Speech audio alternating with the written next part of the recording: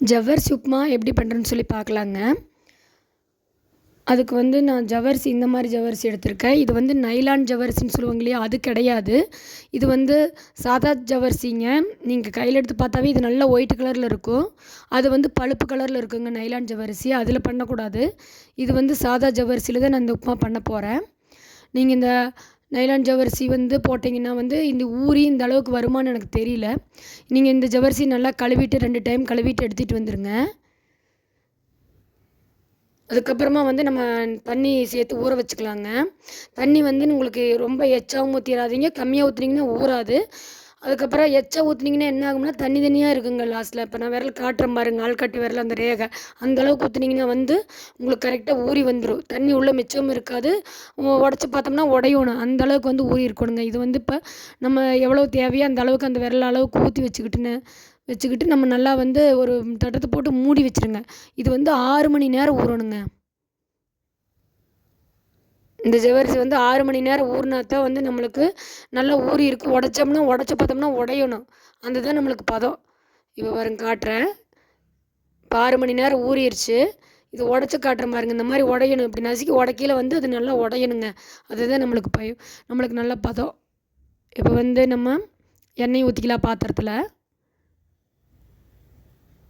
அதுக்கப்புறமா கடுகு வந்து ஒரு 1/2 ஸ்பூன் போட்டுக்கலாம். கடுகு நல்லா பொரிஞ்சதுக்கப்புறமா வந்து சீரகம் சேர்த்துக்கலாமுங்க. சீரகம் வந்து 1/2 ஸ்பூன் போதும். சீரகம் 1/2 ஸ்பூன் சேர்த்துக்கோங்க. இதுக்கு வந்து நம்ம வெங்காயம் போட தேவையில்லைங்க.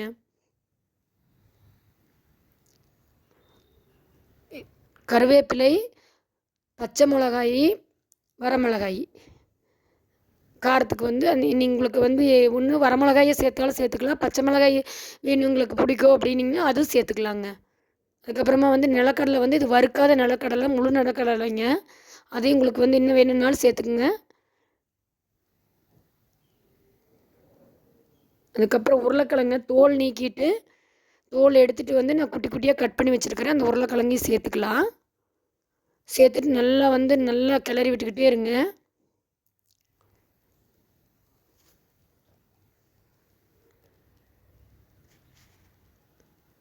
ரெண்டு நிமிஷத்துக்கு ஒருக்கா வந்து நீங்கள் மூடி வச்சுட்டு கூட கிளறி விடுங்க. எண்ணெயில் தான் வந்து இந்த உருளைக்கிழங்கு வேகணும். இதில் வந்து நம்ம தண்ணியே சேர்க்க போகிறதில்ல. உங்களுக்கு தேவையான அளவு வந்து இந்த உருளைக்கிழங்கு வேகையிலேயே உப்பு சேர்த்துக்கோங்க.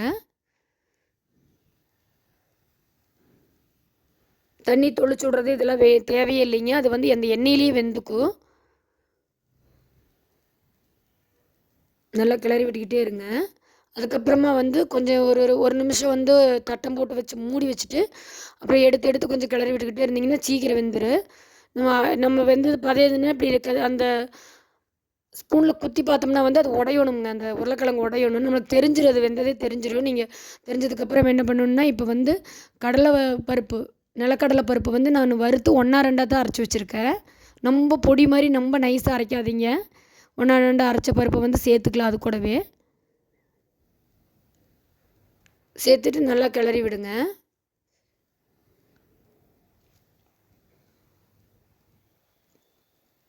இப்போ வந்து நம்ம 6 மணி நேரம் ஊற வச்சுருந்தோம் இல்லைங்களா, அந்த ஜவ்வரிசி வந்து இந்த மாதிரி தாங்க இருக்கும். இதில் தண்ணி இருக்கக்கூடாதுங்க. இதில் தண்ணி இருந்துச்சுன்னா உங்களுக்கு வந்து உப்புமா வந்து ரொம்ப கொல கொலன்னு ஆயிரும். அதனால் தண்ணி இல்லாமல் வந்து நல்லா போட்டு கிளறிக்கிட்டே இருங்க. இது கொஞ்சம் லைட்டாக பத்துற மாதிரி தோணும் நம்மளுக்கு, அடி பிடிக்கிற மாதிரி. அதனால் நீங்கள் என்ன பண்ணுறீங்கன்னா சிம்மில் வச்சுக்கோங்க அடுப்பை. சிம்மில் வச்சுக்கிட்டு வந்து கிளறி விட்டுக்கிட்டே இருங்க.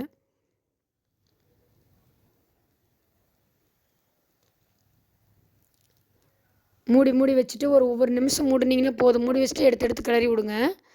இப்போ நான் காட்டுறது இதுதாங்க நைலான் ஜவ்வரிசி. சின்ன ஜவ்வரிசியில் நைலான் ஜவ்வரிசி. இந்த ஜவ்வரிசி வந்து உப்புமா நான் பண்ணினதில்லை. இதில் வருமானு தெரியல. இதை நான் யூஸ் பண்ண வேண்டாம்.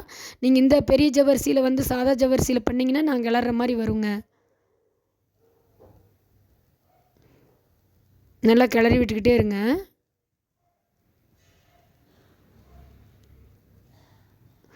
இது வந்து பழுப்பு கலரில் மாறிடுங்க. ஒன்று ஒயிட்டாக இருக்குது, அதனால் வெந்திருக்கும். பாதிக்கு மேலே வந்து நீங்கள் பழுப்பு கலரில் மாறினதுக்கப்புறம் அதுதாங்க பதம். அவ்வளோதாங்க, உப்புமா ரெடி ஆயிடுச்சுங்க. ஜவ்வரிசி உப்புமா ரெடி ஆயிடுச்சு. எனக்கு சப்ஸ்கிரைப் பண்ணுங்கள். என்னோடய சேனலுக்கு லைக் பண்ணுங்கள்.